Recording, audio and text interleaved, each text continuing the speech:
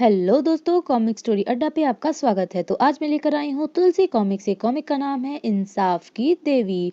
देखिए, ये है इस कॉमिक का टाइटल। इस कॉमिक के टाइटल को देखकर चलिए कुछ अंदाजा लगाते हैं। मैं लगाती हूँ, यहाँ पर दी गई है हमारी इंसाफ की देवी की मूर्ति, जिसकी आंखों पर काली पट्टी बंधी हुई है और एक कोर्ट का सीन है। तो फिलहाल अंदर क्या होने वाला है ये तो हमें कॉमिक में पता चलेगा, लेकिन उससे पहले आप लोग कर लीजिए चैनल को सब्सक्राइब। और अब बढ़ते हैं अपनी कॉमिक की तरफ। हमारी कॉमिक का नाम है इंसाफ की देवी। इसके लेखक हैं तरुण कुमार वाही, संपादन है प्रमिला जैन और चित्रांकन है तक्षशिला के। यहाँ से कॉमिक शुरू होती है। गाड़ी के अंदर कुछ लोग बात कर रहे हैं। कुछ ही देर में तेरा बयान अदालत में होगा। एक भी शब्द अपनी तरफ से जोड़ने से पहले एक बार अपनी बूढ़ी माँ का चेहरा याद कर लेना, जो इस समय हमारी कैद में है। नहीं तो तुम ऐसा नहीं करोगे, मैं वही करूंगा जो तुम कहोगे। और फिर गवाह राजेश वल्द महेश चावला अदालत में हाजिर हों। जाओ, मेरी बातें याद रखोगे तो जिंदगी भर ऐश करोगे। यहाँ पर गीता पर हाथ रखकर कसम खाओ कि तुम जो कहोगे सच कहोगे, सच के सिवा कुछ नहीं कहोगे। उसने कसम खाई। मैं कसम खाता हूँ। तुम्हारा नाम? राजेश चावला। तो मिस्टर चावला, 19 अगस्त की रात आपने क्या देखा? आप गलत समझ रहे हैं वकील साहब। 19 अगस्त की रात मैंने पहले कुछ देखा नहीं बल्कि सुना था। वही बताओ, क्या सुना? एक चीख की आवाज। स्पष्ट कीजिए मिस्टर चावला कि वह चीख की आवाज कैसी थी। मेरे बराबर वाले मकान के बरामदे में खून से लथपथ पड़ी तड़प रही थी एक औरत। क्या वह औरत मिसेस अनीता थी? जी हाँ वकील साहब। और फिर क्या हुआ? मैं तेजी के साथ लाश बन चुकी अनीता के निकट पहुंचा। तब तक कई और लोग अनीता के पति मिस्टर आलोक कोठरी वहां आ गए थे। कोठारी। इसके बाद कोठारी साहब ने तुरंत पुलिस को फोन किया और बस यही कहानी है जज साहब। उसी पल। राजू, क्या बक रहे हो? अदालत को बताते क्यों नहीं कि आलोक कोठारी को तुमने अनीता को धक्का देते हुए देखा है? यह देखना अदालत का काम है इंस्पेक्टर विनोद चावला।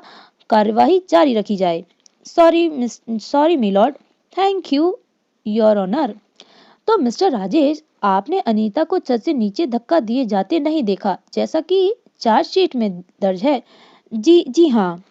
केस आईने की तरफ साफ है योर ऑनर। अनीता के सास की बीमारी से तंग आकर आत्महत्या कर ली, किंतु काबिल इंस्पेक्टर विनोद इसे जबरदस्ती कत्ल साबित करने की कोशिश कर रहे हैं। That's all your honour. अभियोजन पक्ष के वकील को कुछ कहना है? सिर्फ इतना योर ऑनर कि मुझे हकीकत का पता लगाने के लिए थोड़ा वक्त दिया जाए। आई ऑब्जेक्शन योर ऑनर। अदालत को यह नहीं भूलना चाहिए इंस्पेक्टर विनोद इस घटना के चश्मदीद गवाह का बड़ा भाई है। गवाही बदली भी जा सकती है। और ठीक इसी समय उछल पड़ा राजेश। अरे माँ, माँ तो यहाँ अदालत में। इसका मतलब मुझसे झूठ बोला गया। ओह। घटना के चश्मदीद गवाह के बयानों को सुनने के बाद अदालत इस नतीजे पर पहुंची है कि यह केस कत्ल का नहीं बल्कि आत्महत्या का है। इसलिए ठहरिए जज साहब, मेरी माँ की जान खतरे में है। भैया, माँ को बचाओ।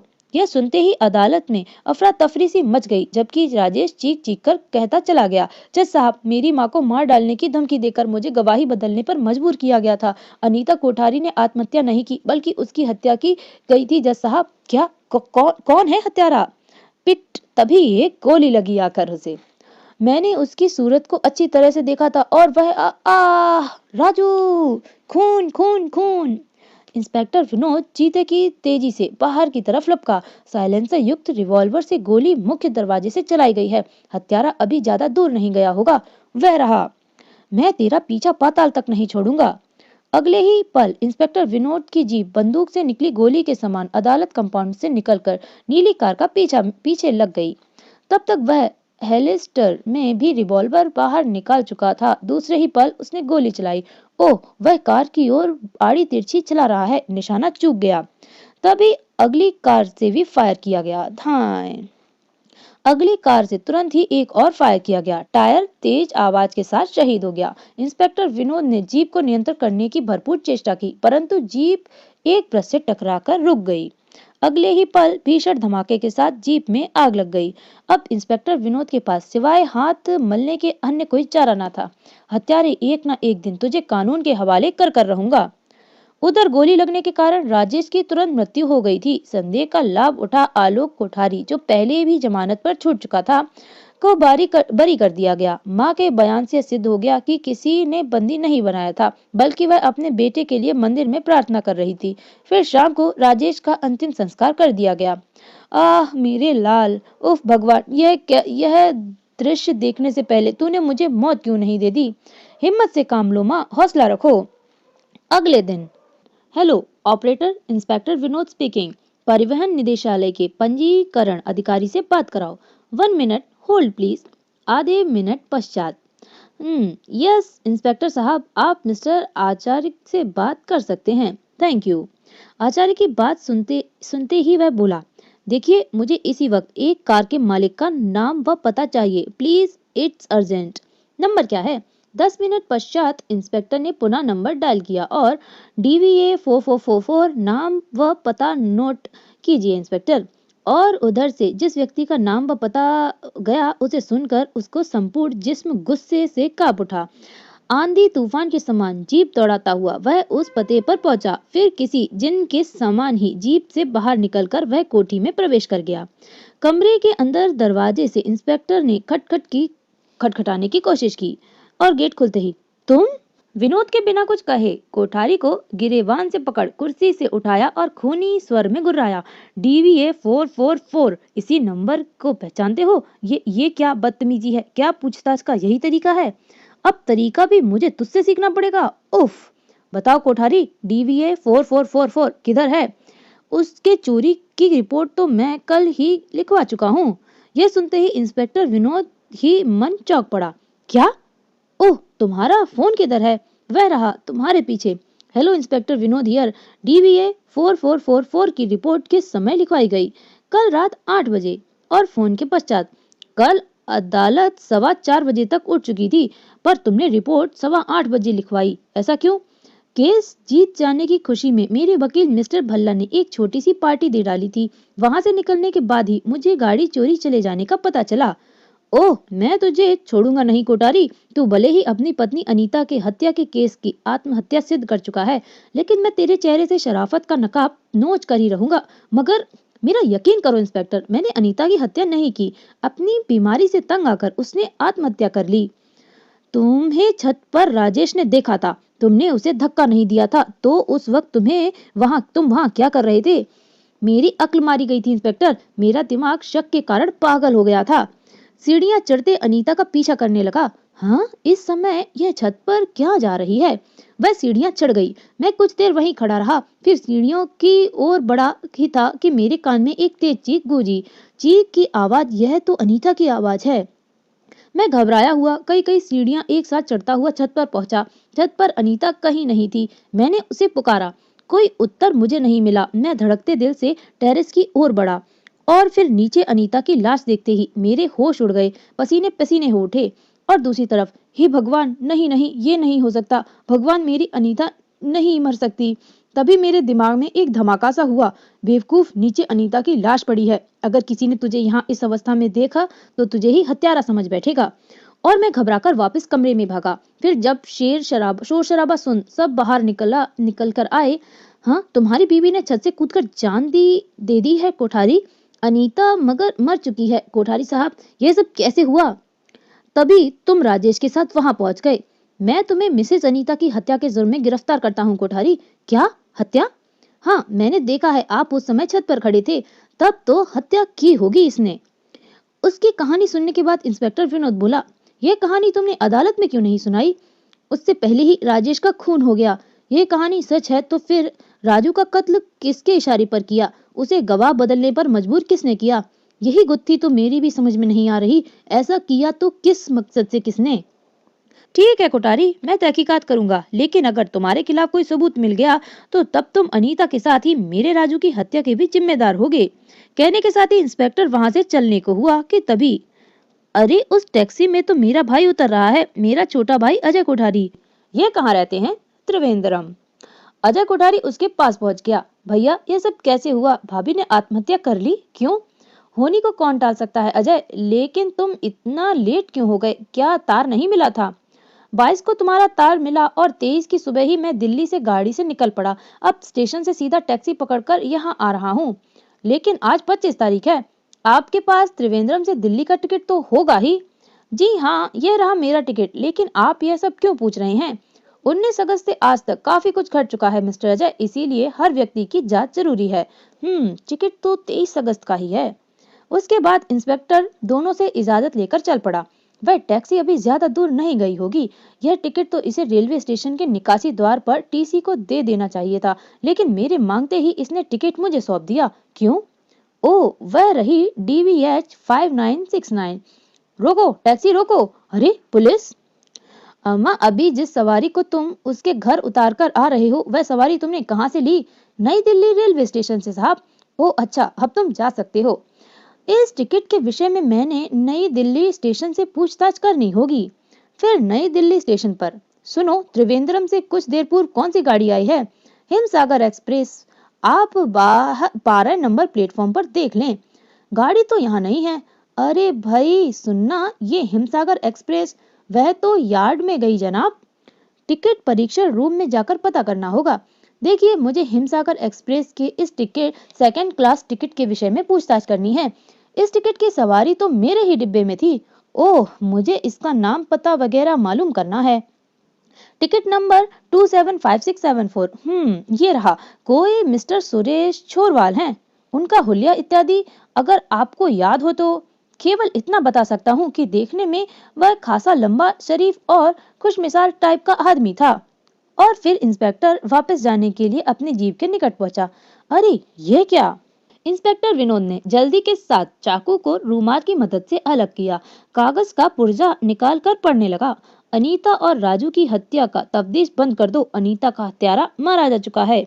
पत्र पढ़ते ही उसकी खोपड़ी अंतरिक्ष के चक्कर लगाने लगी। ओ नो, यह कैसे हो सकता है? किसने लिखा है यह पत्र? आसपास कोई संदिग्ध व्यक्ति भी दिखाई नहीं पड़ रहा। ओह, यह गुत्थी तो और उलझ गई। अनीता का हत्यारा मारा जा चुका है। कौन था हत्यारा? हत्यारे को मारने वाला कौन था? राजू की हत्या किसने की? उफ, कहीं कोठारी बंधुओं में से तो नहीं किसी की हत्या नहीं हो गई? कहीं शतरंज की यह कोई नई चाल तो नहीं फेंकी उन्होंने? मुझे इस चाक पर से उंगलियों के निशान उठवाने होंगे। उसी पल इंस्पेक्टर के पांव ब्रेक पर कस गए। माँ तुम यहाँ? अरे बिन्नी बेटे तू, मैं तो इधर कनॉट प्लेस के हनुमान मंदिर जा रही थी, लेकिन यहाँ से 3 व्हीलर खराब हो गया। ओह आओ माँ, मैं तुम्हें छोड़ देता हूँ, चलो। फिर माँ को मंदिर के निकट छोड़ने के बाद एक पब्लिक फोन से इंस्पेक्टर विनोद ने कोठारी का नंबर मिलाया और कुछ देर बाद दोनों कोठारी ब्रदर्स जीवित हैं। तो फिर वह पत्र, अनीता का हत्यारा आखिर किसने हत्या की है? ओह, लगता है आज दिमाग पूरी तरह से खराब होकर ही रहेगा। अगले दिन पुलिस स्टेशन में। मैं इन्हें ले आया हूँ सर। आइए आइए कोठारी साहब, मुझे आपका ही इंतजार था, बैठिए। लेकिन मुझे इस प्रकार थाने क्यों बुलाया गया है इंस्पेक्टर साहब? पहले यह बताइए मिस्टर आलोक कोठारी आपके साथ क्यों नहीं आए? आज उनकी लीव खत्म हो गई थी, लेकिन आपने मुझे क्यों बुलवाया है? ओह, आपसे कुछ पूछताछ करनी है मिस्टर अजय, और मेरी किसी भी बात का गलत जवाब देने की कोशिश मत करना। मैं समझा नहीं। मैं समझाता हूँ। आप त्रिवेंद्रम से दिल्ली कब आए? कल ही, आपके सामने। बकवास। मुझे सच सच बताइए मिस्टर अजय कि आपने दिल्ली में कदम कब रखा? कमाल कर रहे हैं आप मेरा टिकट चेक कर चुके हैं। आपने उस टिकट पर यात्रा नहीं की थी। उस टिकट पर किसी छोकाल नाम के व्यक्ति ने यात्रा की थी। यह बात मैं अभी भी साबित कर सकता हूँ।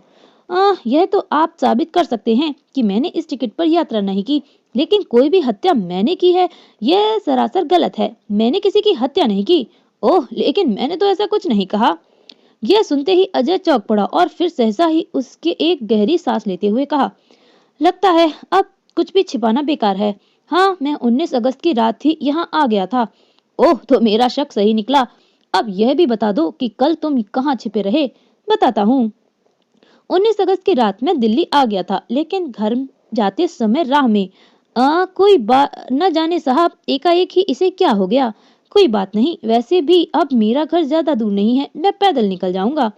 पैदल चलता हुआ जिस समय मैं घर पहुंचा, अरे ये छत पर तो अनीता भाभी हैं, और ये उनके साथ कौन है? ये आलोक भैया तो हरगिज नहीं हो सकते। उस साई की पीठ मेरी तरफ थी।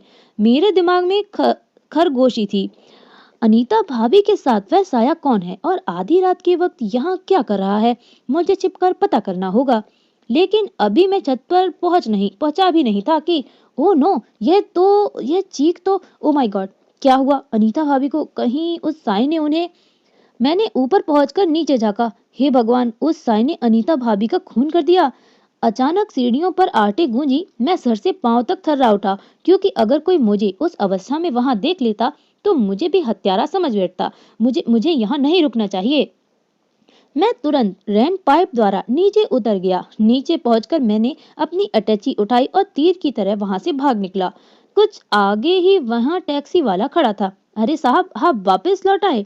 हाँ, घर पर ताला पड़ा है, मुझे रात किसी होटल में गुजारनी पड़ेगी। और बस इंस्पेक्टर साहब, फिर मैं कनॉट प्लेस स्थित रणजीत होटल पहुंच गया। ओह, लेकिन ये सच है तो तुम कल तक होटल में पड़े क्या कर रहे थे? मुख्य बात तो ये है कि तुम हत्या वाले दिन ही दिल्ली कैसे पहुंच गए? 20 अगस्त को मेरा नौकरी का एक इंटरव्यू था। ये देखिए इंटरव्यू कॉल लेटर। ओह। न्यूज़पेपर्स के जरिए मैंने जाना कि घटनास्थल पर मेरी उपस्थिति का किसी को कोई पता नहीं चला है। कहानी अच्छे बना लेते हो तुम। क्या मतलब? यह क्यों नहीं हो सकता मिस्टर अजय कि तुम अपने घर गए, वहां तुमने आलोक को कत्ल करते देखा और बाद में अज्ञात व्यक्ति बनकर राजेश को धमकी दी, गोली मारी ताकि तुम्हारे भैया निर्दोष साबित हो जाए? नहीं नहीं, यह सब झूठ है। वह साया आलोक भैया का नहीं था। तो फिर किसका था वह साया? यह मैं आपको बताता हूँ इंस्पेक्टर। हम्म। और इस नए स्वर को सुनकर जहां अजय केवल चौंका, वहीं इंस्पेक्टर विनोद तो उछल ही पड़ा। कौन तुम कौन हो और अभी अभी क्या कर रहे थे? हाँ, यस इंस्पेक्टर, उस घटना का चश्मदीद गवाह केवल आपका भाई राजेश ही नहीं बल्कि मैं भी था। राजेश का सहपाठी, श्यामलाल कॉलेज का बीए सेकंड का स्टूडेंट। मेरा नाम नरेंद्र भार्गव है। इन कत्लों के विषय में क्या जानते हो? बहुत कुछ इंस्पेक्टर, और वही बहुत कुछ बताने के लिए मैं यहाँ उपस्थित हुआ हूँ। उसने कहना शुरू किया। 19 अगस्त की रात 19 अगस्त की रात माल लाए हो नरेंद्र? हाँ, ये लो। इस बार इंजेक्शन काफी महंगा मिला है, लेकिन राजेश एजेंट 9 ने कहा है कि इस बार पिछला बकाया भी कवर करके लौटूं। मैं कोशिश करूंगा, अन्यथा इस बार उसे इंजेक्शन नहीं दूंगा। तुम यही मेरा इंतजार करना। ओके, लेकिन जरा जल्दी लौटना। इंजेक्शन लाए हो? लाया हूँ, लेकिन बिना पिछले भुगतान के एक बूंद नहीं मिलेगी। तुम पर वैसे भी 2000 रुपए कर्ज हो चुका है। बोलो, देती हो या मैं चलूं? नहीं नहीं, प्लीज, मैं तुम्हारी पूरी रकम तुम्हें सौंप दूंगी, लेकिन यह इंजेक्शन मुझे दे दो प्लीज। मेरा दम घुटा जा रहा है। आज तो दम निकल जाएगा, तब भी कोई परवाह नहीं। बिना रुपए लिए एक बूंद भी नहीं दूंगा। नशे की। और यह सुनते ही अनीता भूखी शेरनी की तरह राजेश पर झपटी। नहीं, यह इंजेक्शन तुम्हें मुझे देना ही पड़ेगा। ओह। और वह दृश्य देखते ही राजेश की आंखों में खून उतर आया, क्योंकि इंजेक्शन जमीन पर गिरकर टूट गया। कमीनी, एक तो तेरी बीमारी पर तरस खाकर तुझे इंजेक्शन ला कर देता रहा, उस पर ये सुलूक। आज तो तुझे इंजेक्शन की डोज मिलनी बंद समझो। अगर तुमने ऐसा किया तो मैं तुम्हारे पुलिसिए भाई के पास जाकर तुम्हारी सारी पोल खोल दूंगी। तब तुम कहीं मुंह दिखाने लायक नहीं रहोगे। ओह, हमारी बिल्ली, हम ही को ब्याऊं? तुम मेरे बारे में बहुत कुछ जान गई हो। तुम्हारा जिंदा रहना मेरे लिए बेहद खतरनाक है। आज मैं तुम्हारा काम तमाम कर किए ही देता हूँ। और अगले ही पर जाओ, अब तुम अपनी बीमारी से सदा के लिए निजात पा जाओगी। नीचे फर्श पर गिरते ही अनीता के प्राण पखेरु उड़ चुके थे। मेरी पोल खोलेगी, हाँ। फिर राजेश भागकर मेरे पास पहुंचा और अनीता के कानों के बूंदे तथा मंगलसूत्र मुझे देता हुआ बोला, मैंने उसे मार डाला है। तुम ये लो और जल्दी भाग जाओ, और कम से कम 2 सप्ताह तक मुझसे मत मिलना। जाओ। लेकिन तुमने खून? अरे जाओ। ओह। बाद में मुझे पता चला कि अनीता की हत्या के जुर्म में हत्यारे लेक्चर मिस्टर आलोक कोठारी को गिरफ्तार कर लिया गया, क्योंकि राजेश ने उन्हें धक्का देते हुए देखा था, जबकि यह बात गलत है। तुम कहना चाहते हो मेरा भाई नशीली दवाओं का व्यापार करता था? नहीं राजू, ऐसा नहीं कर सकता। बताओ सच क्या है? किसने भेजा है तुम्हें यह कहानी पढ़ाकर? आप खामखा मेरे बयान पर शक कर रहे हैं। मैंने जो कुछ कहा सच है। ये देखिए, ये बूंदे और मंगलसूत्र अनीता के हैं। कोठारी साहब इसकी शिनाख्त कर लेंगे। लेकिन अगर ये सच है तो फिर राजू को भरी अदालत में किसने मारा? दूसरे पल इंस्पेक्टर विनोद कठोर स्वर में बोला, क्या मैं पूछ सकता हूँ कि तुम मेरे पास खुद गिरफ्तार होने क्यों चले आए? जानते हो नशीला जहर बेचने के जुर्म में क्या सजा है? 10 साल की कैद। यकीन मानिए इंस्पेक्टर साहब, अनीता की मौत के बाद से ही मैं बहुत परेशान था। एक अपराध भावना मेरे दिल दिमाग पर टूट रही है। मैंने तो सपने में भी नहीं सोचा था कि इस काम में कभी हमें अपने हाथ खून से भी रंगने पड़ सकते हैं। बस अंत में मैंने आपको सब कुछ सच सच बताने का निश्चय किया और यहाँ चला आया। आपको एजेंट 9 का नाम पता भी देने को तैयार हूँ, जिससे हम वह जहर खरीदते थे। कि तभी सर, उन चाकू पर बनी उंगलियों के निशान की रिपोर्ट। ओह लाओ। इंस्पेक्टर रिपोर्ट पढ़ने लगा और पढ़ते पढ़ते उसकी आंखें विचित्र से अंदाज में फैलती चली गईं। हाँ, यह कैसे हो सकता है? ठीक इसी पल फोन की घंटी घनघना उठी। रिसीवर उठाकर कान से लगाने के बाद इंस्पेक्टर बोला, हेलो इंस्पेक्टर विनोद हियर। और फिर जो कुछ उधर से कहा गया उसे सुनकर इंस्पेक्टर विनोद बुरी तरह से चौंक कर बोला, क्या? ठीक है, उसे रोक कर रखना, मैं अभी आ रहा हूँ। नरेंद्र और कोठारी को वहां रुकने को कहकर इंस्पेक्टर जल्दी से बाहर निकल गया। आंधी तूफान की तरह जीप दौड़ाता वह स्टेट बैंक के रूपनगर शाखा में पहुंचा, जहां शाखा प्रबंधक मिस्टर एस.पी. वहीं उनका बेसब्री से इंतजार कर रहे थे। आइए इंस्पेक्टर साहब, मैंने बड़ी मुश्किल से उसे रोक रखा है। वह कमबख्त तो यह तक कहता है कि यह चेक बिल्कुल असली है। देखते हैं। दोनों एक अन्य केबिन में पहुंचे। वह रहा, चेक पर साइन तो ठीक है। 10,000 की राशि का यह चेक कहाँ से आया तुम्हारे पास? बोलो, तुम्हें यह चेक क्यों दिया गया? चेक एकदम असली है साहब, इस पर हस्ताक्षर जाली नहीं है। चाहे तो आप हस्ताक्षरकर्ता से इसकी शनाख्त करवा ले। मैं और जब इंस्पेक्टर ने चौंक कर हस्ताक्षर करने वाले व्यक्ति का खुद से संबंध बताया तो वह गुंडा सा दिखने वाला व्यक्ति बुरी तरह घबरा कर भागा। नहीं, हट जाओ। इंस्पेक्टर चीते की तरह उसके पीछे लपका। मैं तुझे भागने नहीं दूंगा कुत्ते। गुंडा टाइप व्यक्ति भागकर बैंक के मुख्य द्वार पार कर गया। इंस्पेक्टर चिल्लाया, रुक जाओ वरना गोली चला दूंगा। पर वह नहीं रुका। इंस्पेक्टर विनोद ने उसकी टांग कर निशाना लगाकर गोली चला दी। ओह! उसने लड़खड़ाकर गिरते ही इंस्पेक्टर विनोद ने चीते की तरह उछालकर उसे दबोच लिया। अब तो भाग नहीं सकेगा हरामजादे। मेरे प्रश्नों का ठीक ठीक उत्तर दे, वरना चेहरे का भूगोल बदल दूंगा। और फिर हवलदार, फौरन इसे हॉस्पिटल ले जाओ। Yes sir. मुझे तो इसकी सूरत देखते ही शक हो गया था। अगर मैं आपको जानता नहीं होता तो शायद पेमेंट कर भी देता। थैंक यू मैनेजर साहब, आपने सचमुच ही मेरी बहुत मदद की है। और फिर घर पहुंचकर, यह चेक तुमने गोविंद नाम के एक गुंडे को राजेश का खून करने के लिए दिया था? बोलो माँ, तुमने राजू का कत्ल क्यों करवाया? बोलो क्यों? ओह, तो तुम्हें सब कुछ पता चल चुका है। हाँ, मैंने ही उस सांप का फन कुचलने में गोविंद नाम के हत्यारे की मदद ली थी। सचमुच बेटा, वह सांप था जो लोगों को जहर बांटता फिर रहा था। मासूम निर्दोष अनीता को धक्का उसी ने दिया था। और जब उसने अपने पापों को निर्दोष आलोक कोठारी के सर मरना चाहा, तो मैंने गोविंद के जरिए उसे धमकी देकर गवाही बदलने को कहा। अगर अदालत में तुमने वह नहीं कहा जो तुम्हें बताया गया है, नहीं नहीं, मैं वही कहूंगा। अदालत में उसने कोठारी को बचाने वाला बयान तो दे दिया, लेकिन उसने अपना जुर्म नहीं कबूला। तब अदालत ने सारी कहानी बताने के लिए मैं स्वयं वहां पहुंच गई। अगर मेरी कहानी अदालत में झूठी साबित हो गई तो गोविंद के रिवॉल्वर की गोली एक माँ का इंसाफ भी देख लेगी। पर मुझे अदालत में देखते ही राजू नाम के उस गिरगिट ने रंग बदल दिया। इसी क्षण गोविंद ने उसे सदा के लिए खामोश कर दिया। जिस सांप को मैंने जन्म दिया, अपना दूध पिलाकर पाला, उस सांप का फन कुचलते हुए एक माँ की आत्मा नहीं थर्राई बेटे। मैंने अपना कर्ज पूरा किया, अब तुम अपना कर्तव्य निभाओ। और सचमुच वह एक इंसाफ की देवी थी, जिसने न्याय की राह पर चलते हुए अपने बेटे को भी नहीं बख्शा। उस चाकू पर भी माँ की ही उंगलियों के निशान पाए गए थे, जो नई दिल्ली रेलवे स्टेशन के बाहर खड़ी इंस्पेक्टर की जीप की सीट में दसा पाया गया था। और यहाँ पर हो गई ये कॉमिक खत्म। तो बताइए आपको ये कॉमिक कैसी लगी? कॉमिक का नाम है इंसाफ की देवी। अपने बेटे के करे हुए गलत कामों का इंसाफ उसकी माँ ने खुद ही किया।